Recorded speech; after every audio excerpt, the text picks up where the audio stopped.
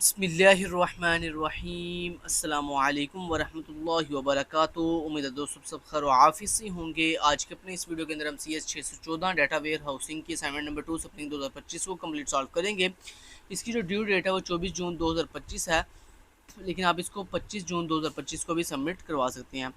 अगर आपने ये असाइनमेंट हमसे पेड में हासिल करनी हो तो आप नीचे कमेंट डिस्क्रिप्शन पार्ट के अंदर मेरा नंबर और मेरे टीम मेंबर्स का नंबर दिया गया, आप डिस्क्रिप्शन में से मुझे भी कॉन्टैक्ट कर सकते हैं, मेरे टीम मेंबर से पेड सर्विस के लिए कॉन्टैक्ट कर सकते हैं। ड्यू डेट से पहले जो है वो डिस्काउंट मिलेगी, ड्यू डेट वाले दिन फ़ी डबल कर दी जाएगी, तो इसलिए कोशिश करें कि जल्दी से जल्दी कॉन्टैक्ट कर सकें। दोस्तों इस असाइनमेंट को बेसिकली आपने जो है वो किसी फाइल के अंदर सबमिट नहीं करवाना, बल्कि जिस तरह आप GDB सॉल्व करते हो ना कि LMS को ओपन करते हो और वहाँ जाके आपको LMS के ऊपर ही इन लाइन जो है वो पूरा पैनल मिलता है GDB सॉल्व करने के लिए। सेम लाइक ये CS 614 की असाइनमेंट के लिए भी आपने LMS पर जाकर आपको इन लाइन जो है पूरा टेक्स्ट एडिटर मिलेगा, उस टेक्स्ट एडिटर के अंदर ही आपने जो है वो अपना सोल्यूशन सॉल्व करना है और उस वहीं पे उसको सेव कर देना है। तो यहाँ पर इस असाइनमेंट के लिए आपने कोई भी फाइल सबमिट नहीं करनी, इसको सेम लाइक GDB की तरह आपने ऑन LMS पर ही सॉल्व करना है। समझ आ गई बात की? चलो जी, नेक्स्ट दोस्तों इस असाइनमेंट का सोल्यूशन मैं आपको पास दिखा देता हूँ। तो ये असाइनमेंट का दोस्तों सोल्यूशन है। क्वेश्चन नंबर 1 और क्वेश्चन नंबर 2 दो क्वेश्चन दिए गए हैं। पहले क्वेश्चन के अंदर दो पार्ट है, part A part B. Basically दोस्तों हमें कहा यह गया कि हमने ना 20 एप्लीकेशन के लिए टोटल रिक्वायर्ड टाइम चेक करना है कि 20 एप्लीकेशन के लिए अब कौन सी एप्लीकेशन। बेसिकली वो कह रहा है कि आपके पास एक लाइक एयरपोर्ट उन्होंने शायद दिया। एक मिनट देख लेते हैं क्वेश्चन के अंदर सामने क्या प्रोवाइड किया हमें। हाँ यस, सर कह रहे हैं in an embassy passport application go through 3 processing stage. ठीक है सर कह रहे हैं बेसिकली एम्बेसी आपको बताई गई है, उस एम्बेसी के अंदर 3 आपको स्टेज के अंदर आपको आपका जो काम है, जो आपकी पासपोर्ट एप्लीकेशन है वो कंप्लीट होगी, उसका प्रोसेस कंप्लीट होगा। पहली स्टेज कौन सी है? वेरिफिकेशन ऑफ डॉक्यूमेंट्स, दूसरी स्टेज है बायोमेट्रिक स्कैनिंग और तीसरी स्टेज है फाइनल अप्रूवल एंड स्टैंपिंग।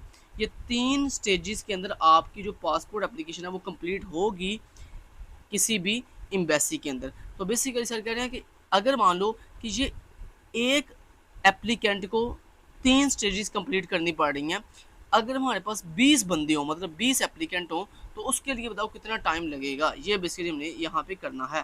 तो यहाँ बहुत ईजी है, सिंपल। देखो हमने किया, सबसे पहले हमने सिक्वेंशियल एग्जीक्यूशन टाइम निकालना है, फिर हमने पाइपलाइन एग्जीक्यूशन टाइम निकालना है। दोस्तों सिक्वेंशियल एग्जीक्यूशन टाइम वो होता है जिसमें पहले बंदे की एप्लीकेशन पहले सॉल्व होगी, फिर उसके बाद दूसरे की, फिर तीसरे की, मतलब एक सीक्वेंस के साथ।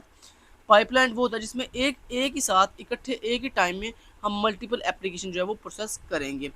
तो जैसे कि नाम ज़ाहिर हो रहा है, सिक्वेंशियल टाइम में ज़ाहिर बात है जब सीक्वेंस से आप करोगे तो टाइम ज़्यादा लगेगा। जब पाइपलाइन में आप एक ही टाइम में मल्टीपल लोगों को हैंडल करोगे तो उसमें आपको टाइम जो है वो कम लगेगा। तो यहाँ पे सिक्वेंशियल टाइम में कितना टाइम लगेगा? देखो सबसे पहले वो कह रहा है G for 1 application equal to 3 time. 3 time क्यों? क्योंकि एक एप्लीकेशन के लिए 3 टाइम इसलिए क्योंकि 3 स्टेजेस है ना, और हर स्टेज के लिए 1 टाइम अगर हम काउंट करें तो 3 टाइम एक एप्लीकेशन के लिए। तो ज़ाहिर बात है अगर 20 एप्लीकेंट हो तो क्या होगा भला? बड़ा आसान है। 20 अगर एक के लिए 3 टाइम है तो 20 को मल्टीप्लाई कर दो 3 टाइम से, तो आपके पास जवाब आ गया 60 टाइम, मतलब 60 टाइम्स सिक्वेंशियल टाइम रिक्वायर्ड होगा सिक्वेंशियल एग्जीक्यूशन के अंदर। और अगर दोस्तों आप ये है जी आपका क्वेश्चन नंबर 1 के पार्ट ए के अंदर ये सिक्वेंशियल एग्जीक्यूशन का इतना सोल्यूशन। ठीक है जी, इसको नोट कर दें आप। उसके बाद उसमें नेक्स्ट अगर आप पाइपलाइन एग्जीक्यूशन करते हो तो उसमें क्या होगा? उसमें ये होगा कि अगर आपकी एक मान लो फर्स्ट एप्लीकेशन है तो उसके लिए कितना टाइम लग रहा है? 3 टाइम्स। और बाकी कितनी बची? बाकी 19 एप्लीकेशन बची। अब इसको हम सॉल्व कैसे करेंगे? इसलिए हम टोटल टाइम कैसे निकालेंगे? हमने कहा 3 टाइम एक एप्लीकेशन के लिए है प्लस 20 एप्लीकेशन टोटल थी, लेकिन उसमें से एक एप्लीकेशन तो ज़ाहिर बात है हमने परफॉर्म कर ली, ज़ाहिर बात है एक एप्लीकेशन परफॉर्म की है तो उसका ये टाइम आया ना 3 टाइम। तो 20 में से -1 किया, बाकी आ गया 19। तो उस 19 को हम प्लस कर देंगे 3 टाइम के साथ। तो ये बेसिकली 3 टाइम आपका टाइम है, और 19 जो है आपके जो बाकी रिमेनिंग एप्लीकेंट बचे थे उनको अपन प्लस करके हमारे पास जवाब आ गया 22 टाइम्स। ठीक है, तो मतलब अगर आप पाइपलाइन एग्जीक्यूशन यूज़ करोगे तो आपका जो आंसर आएगा वो कितना आएगा? 22 टाइम्स आपको टाइम रिक्वायर्ड होगा पाइपलाइन एग्जीक्यूशन के लिए। तो ठीक है, ये आपके पार्ट ए का जो सोल्यूशन है वो कंप्लीट हो गया। अब पार्ट बी में हमने क्या करना है? Calculate the speed of factors for the process. तो स्पीड ऑफ फैक्टर के लिए दोस्तों जो फार्मूला वो है क्या है?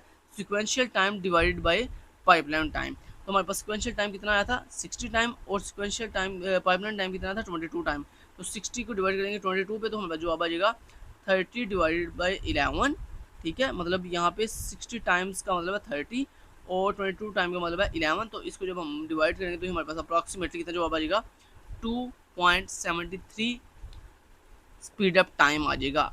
एक्स जो आपके पास यहाँ पे स्पीड अप टाइम आ गया, ठीक है। तो ये अप्रॉक्सीमेटली इतना जवाब आता है 2.73, ये आपकी पार्ट बी का जवाब है। उसके दोस्तों क्वेश्चन नंबर 2 ये था कि हमें बेसिकली एक टेबल दिया गया और सामने कहा इस टेबल के अंदर आपने वो रिकॉर्ड फाइंड करना है जिन स्टूडेंट्स की एज जो है वो 20 है। दोस्तों एक तरीका तो ये है कि आप सिंपली पूरे टेबल को स्कैन करो और वन बाय वन एक रो करके देखो कि कौन कौन से स्टूडेंट की एज जो है वो 20 है। लेकिन दोस्तों इससे आसान तरीका ये कि आप बिट मैप इंडेक्स टेबल जो है वो क्रिएट कर लो। बिट मैप में क्या होता है, बिट मैप में ये होता है कि देखो हमने यहाँ पे क्या कहा, हमने कहा हमने वो स्टूडेंट्स फाइंड करने जिनकी एज 20 है। तो जिनकी एज 20 होगी ना वहाँ पर हम 1 लगा देंगे और जिनकी एज 20 नहीं होगी वहाँ पे हम 0 लगा देंगे। तो देखो हमने क्या किया, जो हमें ओरिजिनल टेबल गिवन था ना उसके अंदर हमने स्टूडेंट आईडी लिखी, उसके बाद उनकी एज लिखी और आगे हमने बताया कि इसमें 1 आएगा कि 0 आएगा। तो देखो स्टूडेंट आईडी 1 2 3 4 5, एज उनकी 20, उसी सीक्वेंस के साथ जैसे ओरिजिनल टेबल में आपको एज गिवन थी ना वही सीक्वेंस के साथ आपने एज लिख देनी है।